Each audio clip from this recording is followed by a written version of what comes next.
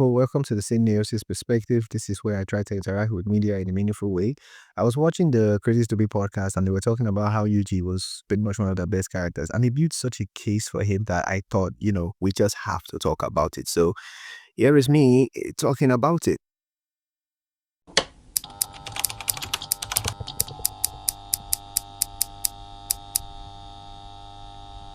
First things that I like about the video is that he addresses people's misconception of the character Yuji, him being unable to fight most of his opponents alone and needing help to do that.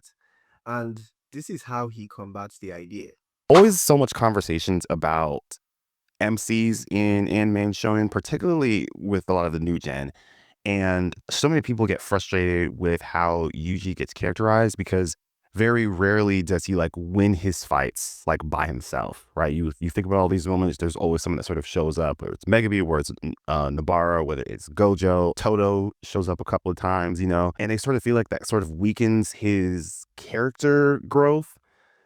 And I wholeheartedly disagree. I think Gege Ekutami is being very clear that the message in Jujutsu Kaisen is about seeing nihilism and what it means to confront it and tackling it. You cannot escape nihilism on your own. There are way too many structural and institutional barriers that lead to these characters get to that point. We see Nanami in season 1 dealing with it, where he's just kind of like, nothing matters, no one would even know if I was gone. We see at moments where Gojo deals with it, when Geto deals with it. You can even argue there's characters like Megami, Toji, Maki, Mai, they're all dealing with it. There are even instances throughout the story where had characters not shown up at these perfect moments, Yuji would have followed in that path also. I think his analysis of what Gege was trying to do with the character makes sense because I do not know that at this moment he has read JJK Modulo, but in the future, that's exactly what happened to Yuji. Yuji having the power to take down enemies alone, being the strongest, carrying the weight of the Jujutsu world on his own, on his back, has pretty much given him a nihilistic view. It has given him the same perspective that Gojo, Geto, Sukuna sort of had, where they're like, yeah, I'm not ready to date the world. At the end of the day, I hope that things work out. I'll do my best, make sure that things work out, but I'm not expecting that to be the case, right? He's detached from society, he's detached from people because his friends, his family, his support system is gone. It's no longer there, right? And so I think he's correct with that analysis of what Gigi was trying to show, that you can't battle nihilism alone.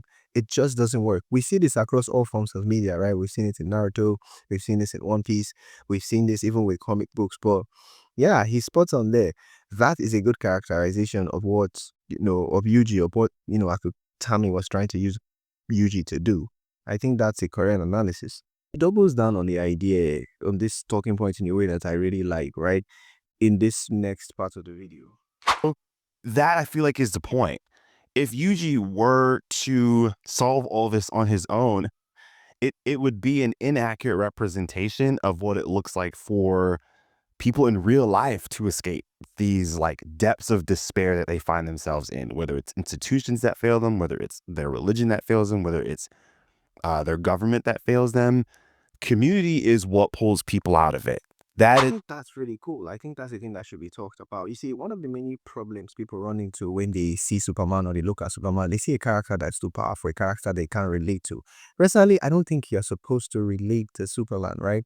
I see him as a moral standard, as a character, as a symbol that not just even people, but heroes are supposed to aspire to be like. That's how I see him. It could be a mischaracterization, but that's where I'm at mentally with that character. This is very, very different for somebody like Yuji. Yuji is a very good representation of what it would look like when you and me fall into a world as crazy as the Jujutsu Kaisen world, as the Jujutsu world as a whole. It's a crazy place to be in, right? Yuji is not totally helpless. He's not totally, unable to do anything. But at the same time, he's not so powerful that his power has literally changed the landscape of the world. He needs help. He needs people, right?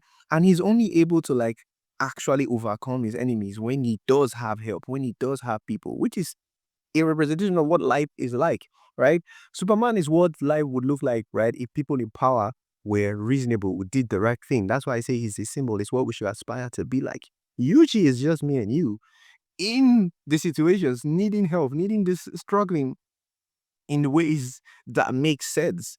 And that's great writing. That Flashes just at will, which like breaks rules of jujitsu society. But he only gets to that point when he realizes that Noboru's there fighting with him.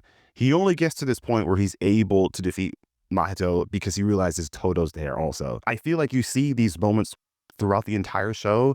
And if you miss those, you're kind of missing the point of the show. he says this and it gets me. Right? I don't know that people can miss the nihilism in the world of Jujutsu Kaisen. I remember there was a time people were doing these polls, they were doing these rankings of jobs in anime that they didn't want to do.